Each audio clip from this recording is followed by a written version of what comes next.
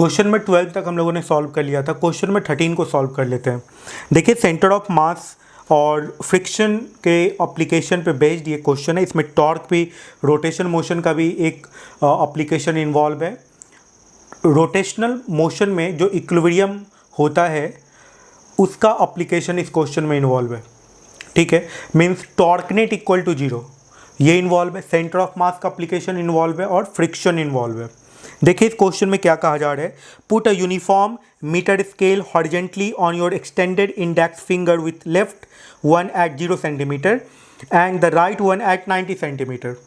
Okay, सबसे पहले यदि आप इस पॉइंट को समझे तो एक मीटर स्केल है, ये एक मीटर स्केल है। ठीक है, ये मीटर स्केल है, 1 मीटर का होगा और एक फिंगर को, जो लेफ्ट फिंगर है उसको इस एंड पे रखा गया है और जो राइट फिंगर है उसको 10 सेंटीमीटर इस तरफ रखा गया है। ठीक है, तो मान लेते हैं कि ये जो नॉर्मल लगाएगा N1 और ये N2 नॉर्मल लगाएगा, बीच में mg लगेगा, ये 40 सेंटीमीटर पे है और ये हो गया 50 सेंटीमीटर पे। ठीक है, तो यहाँ से आप ये पता कर सकते हैं कि N1 और N2 में कौन बड़ा होगा, ये पता कर सकते हैं आप। ये स्टेप 1 है, ये जो है इसको स्टेप 1 कहेंगे। इस क्वेश्चन को बनाने के लिए मैं इस क्वेश्चन को 3 स्टेप में बांट के इस क्वेश्चन को सॉल्व करता हूँ। तो देखिए इस क्वेश्चन को कैसे बनाया जाएगा। ये N1 इंटू 50, तो N1 into 50 equal to N2 into हो जाएगा यहाँ पे 40, ऐसा कुछ होगा। तो अब यहाँ से आप बता सकते हैं कि कौन ज़्यादा बड़ा होगा। तो पता चल रहा है कि N2 जो होगा वो बड़ा होगा N1 से, ये ज़्यादा बड़ा होगा। ठीक है, अभी तो ये स्टिक इक्विलिब्रियम में है, अभी ये जो स्टिक है वो इक्विलिब्रियम में है, लेकिन यदि आप मूव कराइएगा तो कौन मूव कर सकता है, कौन सा फिंगर मूव कर सकता है, कौन सा फिंगर मूव कर सकता है, लेफ्ट वाला, क्योंकि N1 छोटा है, फ्रिक्शन इस पर कम लगेगा, तो ये मूव कर सकता है। ओके, आगे बढ़ते हैं और क्वेश्चन को पढ़ते हैं। देखिए अब इस क्वेश्चन में कहा जा रहा है, when you attempt to move both the finger slowly toward the centre, initially only the left finger slip with respect to the scale and the right finger does not। तो ये तो मैंने कहा कि ये वाला फिंगर स्लिप करेगा क्योंकि इसका नॉर्मल कम हो गया। और फ्रिक्शन का जो वैल्यू होता है, friction, what is the value of friction, friction equal to होता है म्यू इंटू नॉर्मल। ठीक है, तो जब रुका हुआ है, जिस समय ये दोनों फिंगर रुका हुआ होगा उस समय नॉर्मल किसका ज़्यादा होगा, तो नॉर्मल N2 ज़्यादा हो गया, N2 ज़्यादा हो गया, मतलब यदि मूव कराना शुरू करेगा ये, तो कौन सा फिंगर मूव कर सकता है, लेफ्ट वाला। इस कॉन्सेप्ट से पता चल रहा है साफ साफ, वही इसके स्टेटमेंट में लिख भी रहे हैं। आगे बढ़ते हैं। After some distance the left finger stop and right one start slipping. क्या होता है कि फिर ये रुक जाता है और वो स्लिप करना शुरू करता है, तो उसको हम स्टेप 2 में लिख देते हैं, स्टेप 2 बना लेते हैं। स्टेप 2 में जो है, अब जो स्टेप बना है ये, अब यहाँ पे क्या है कि ये N2 लग रहा है। अब ये फिंगर यहाँ से मूव कर गया है, यहाँ से जैसे ही मूव किया है तो ये यहाँ पे कहीं पे आ गया होगा। देखिए मूव करने जब लगेगा तो इस पॉइंट पर जो है काइनेटिक फ्रिक्शन लगने लगेगा। जो मूव कर रहा है, कौन सा फिंगर मूव कर रहा है, ये वाला फिंगर मूव कर रहा है, तो इस पर कौन सा फ्रिक्शन लग रहा होगा, काइनेटिक फ्रिक्शन।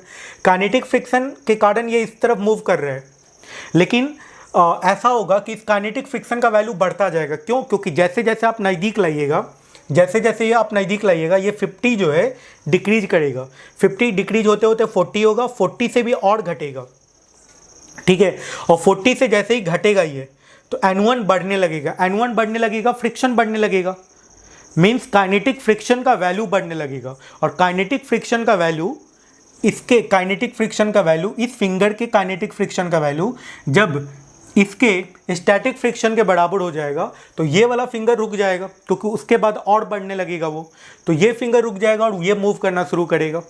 और जब ये मूव करना शुरू करेगा, ठीक है, तो ये कह रहे हैं कि ये अब कितना दूर मूव करता है, कहाँ पे रुकता है, ये पूछा जा रहा है क्वेश्चन में।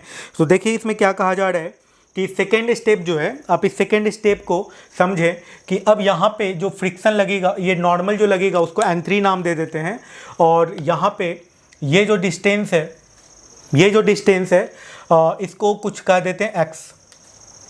ठीक है ना, इसको x कह देते हैं। और ये जो डिस्टेंस है ये 40 सेंटीमीटर आपको पता है। ठीक है। तो यहाँ पर जो नॉर्मल का इक्वेशन होगा n3 इंटू एक्स, ये नॉर्मल के कारण टॉर्क होगा, and that is equal to n2 into 40, ठीक है, ऐसा कुछ हो जाएगा। इसके बाद यदि फ्रिक्शन का वैल्यू लिखें तो यहाँ पे इस समय कौन सा फ्रिक्शन लग रहा था, काइनेटिक फ्रिक्शन लग रहा था, और ये काइनेटिक फ्रिक्शन जब ये फिंगर रुक गया उस समय ये जो काइनेटिक फ्रिक्शन का वैल्यू था इसके स्टैटिक फ्रिक्शन के बराबर था उस समय जिस समय रुकेगा, ठीक है। तो उस काइनेटिक फ्रिक्शन कितना दिया हुआ है 0.32, ये काइनेटिक फ्रिक्शन का कोफिशिएंट है, into n3 and that is equal to n2 के लिए कौन सा फ्रिक्शन लगेगा स्टैटिक, तो स्टैटिक के लिए क्या हो गया 0.4, यहाँ पे स्टैटिक फ्रिक्शन का वैल्यू था इंटू n2, कुछ ऐसा हो जाएगा। यदि आप इसको डिवाइड कर दें तो x by 0.32 that is equals to, ये कितने के बराबर हो गया 40 बाई 0.4, तो x का वैल्यू आ गया 32 सेंटीमीटर। मतलब अब ये 32 सेंटीमीटर पे होगा, अब फिंगर यहाँ पे कहीं पे होगा 32 सेंटीमीटर पे, ठीक है। तो जब ये 32 सेंटीमीटर पे होगा तो इसका काइनेटिक फ्रिक्शन का वैल्यू बहुत ज़्यादा बढ़ चुका है, तो अब ये यहाँ पे रुक जाएगा, लेकिन जैसे ही रुकेगा स्टैटिक फ्रिक्शन लगने लगेगा इस पे, और इस पे स्टैटिक लगने लगा और आप स्लोली मूव कराने लग, फिंगर को मूव करा रहे हैं, तो ये तो रुक गया लेकिन अब ये मूव करने लगेगा। तो अब ये जब मूव करेगा और जहाँ पे रुकेगा वही वैल्यू पूछा जा रहा है क्वेश्चन में, ठीक है। और क्वेश्चन में जो कहा जा रहा है, यदि लास्ट लाइन हम पढ़ें तो इसमें कहा जा रहा है कि this happens because of the difference in the frictional force on the two finger if the coefficient of static and dynamic friction, जो कि मैंने लिखा 0.4 0.32, the value of X R, तो एक्स आर का वैल्यू कैलकुलेट करना है, मतलब third step आपको लिखना पड़ेगा अब इसमें। तो थर्ड स्टेप हम लोग लिखते हैं, थर्ड स्टेप यहीं पे लिखते हैं, ठीक है। थर्ड स्टेप को लिखें तो थर्ड स्टेप में क्या है, ये सेकेंड स्टेप है और सेकेंड स्टेप में ये एक्स पे जाकर रुक गया और ये अब मूव करना शुरू करेगा। तो यहाँ पे अब जो ये थर्ड स्टेप है, स्टेप 3, इसको नाम दे देते हैं स्टेप 3, और ये फाइनल स्टेप है, इसी में आंसर आ जाना है। तो फाइनल स्टेप में जो होगा, अब ये मूव करने लगेगा, अब ये यहाँ पे ये सेंटर हो गया, यहाँ पे कहीं पे ये जो नॉर्मल लगा रहा है दैट इज कॉल्ड n4, ये नॉर्मल लगाएगा, और ये जो लगा रहा है यहाँ पे n3, और ये चूंकि स्टैटिक फ्रिक्शन में था ये रुक गया था, ये वहीं पर था, कहाँ पे था भाई 32 सेंटीमीटर पे था, ठीक है। और अब ये जो डिस्टेंस है ये एक्स आर कर्ड है, ये एक्स आर, ठीक है। तो अब यहाँ पे फिर से वही n3 into 32 that is equal to n4 into X R, ये फर्स्ट पॉइंट हो गया, ठीक है। और सेकेंड पॉइंट फ्रिक्शन वाला, तो अब इस पे स्टैटिक लग रहा था 0.4 into n3 and that is equal to, अब इस पे काइनेटिक लग रहा था, काइनेटिक के लिए अब क्या करेंगे 0.32 इंटू क्या हो जाएगा भाई n4। अब इसका काइनेटिक फ्रिक्शन इसके स्टैटिक फ्रिक्शन के बराबर हो गया, तब ये अब मूव करना शुरू करेगा, लेकिन आपसे यही पूछा जा रहा है तो अब आगे नहीं चलना है, यहीं पे आप देख लीजिए। यदि इसको डिवाइड कर दीजिएगा तो 32 बाई 0.4 हो जाएगा and that is equals to यहाँ पे एक्स आर बाई 0.32 आ जाएगा, ओके। तो ये आ गया, एक्स आर का वैल्यू आ गया 80 इंटू 0.32, तो ये आ गया 25.6 centimetre and this is the final answer.